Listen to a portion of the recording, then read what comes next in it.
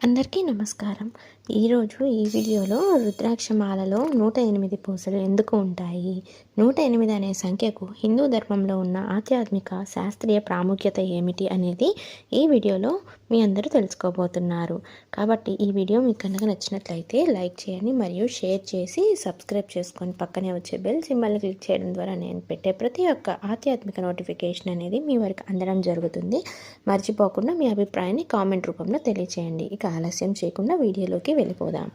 హిందూ ధర్మంలో 108 అనే సంఖ్యకు అత్యంత పవిత్రమైన ప్రాముఖ్యత ఉంది. అందుకే రుద్రాక్షమాలలో సాధారణంగా 108 పూసలే ఉంటాయి. మొదటిగా మనిషిలో ఉన్న 108 ముఖ్య నాడులు అంటే ఎనర్జీ ఛానల్స్ అనేవి ఉన్నాయని యోగ శాస్త్రం చెబుతుంది. రుద్రాక్ష జపం ద్వారా ఈ నాడులను శుద్ధి అవుతాయని విశ్వాసం. రెండవది ఉపనిషత్తులు మొత్తం 108 అని చెబుతారు. ఇవి ఆధ్యాత్మిక జ్ఞానానికి మూలధారం. మూడవది మనిషిలో ఉన్న 108 రకాల కోరికలు బంధాలు ఉంటాయని చెప్పబడింది. రుద్రాక్ష జపం వాటిని నియంత్రించి మనసుకు శాంతి కలిగిస్తుంది. నాలుగవది సూర్యుడు భూమి మధ్య దూరం మరియు చంద్రుడు భూమి మధ్య దూరం కూడా వాటి వ్యాసంతో పోలిస్తే సుమారు 108 రెట్లు ఉంటుంది. ఇది బ్రహ్మాండ సంబంధాన్ని సూచిస్తుంది. ఐదవది 108 సార్లు ఓం నమ శివాయ అని జపించడం వల్ల పూర్ణ ఫలితం లభిస్తుందని శాస్త్రాలు చెబుతున్నాయి. అందుకే రుద్రాక్షమాలలో 108 పూసలు ఉండడం వల్ల మనసు, శరీరం, ఆత్మ మధ్య సమతుల్యత అనేది ఏర్పడుతుంది. రుద్రాక్ష కేవలం మాల కాదు, అది శివ అనుగ్రహం. అయితే హిందూ ధర్మంలో పూజల సమయంలో శ్లోకాలు, మంత్రాలు చదివేటప్పుడు జపమాలను ఉపయోగిస్తూ ఉంటారు. జపమాలలో 108 పూసలే ఉండడానికి కారణం మరొకటి ఉంది. ఒక వ్యక్తి రోజులో 21,600 సార్లు శ్వాస తీసుకుంటాడట.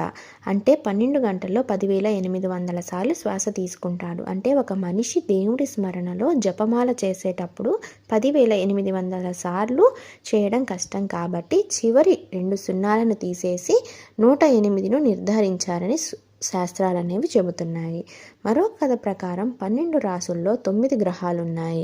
రాసుల సంఖ్యను గ్రహాలతో గుణిస్తే వచ్చేది 108.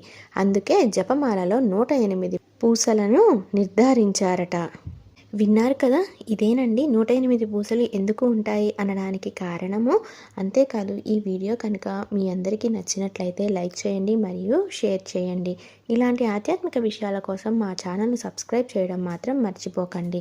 మన ఛానల్లో ఎన్నో ఆధ్యాత్మిక విశేషాలు అనేవి ఉండడం జరిగింది. సో ఒకసారి మీరందరూ మన ఛానల్ని విజిట్ చేసి ఆ వీడియోల్ని కూడా చూసి మీ అభిప్రాయాలని కామెంట్ రూపంలో తెలియచేయండి. తదుపరి మరొక మంచి ఆధ్యాత్మిక విశేషంతో కానీ కథతో కానీ మీ అందరి ముందుకు వస్తాను. ధన్యవాదాలు.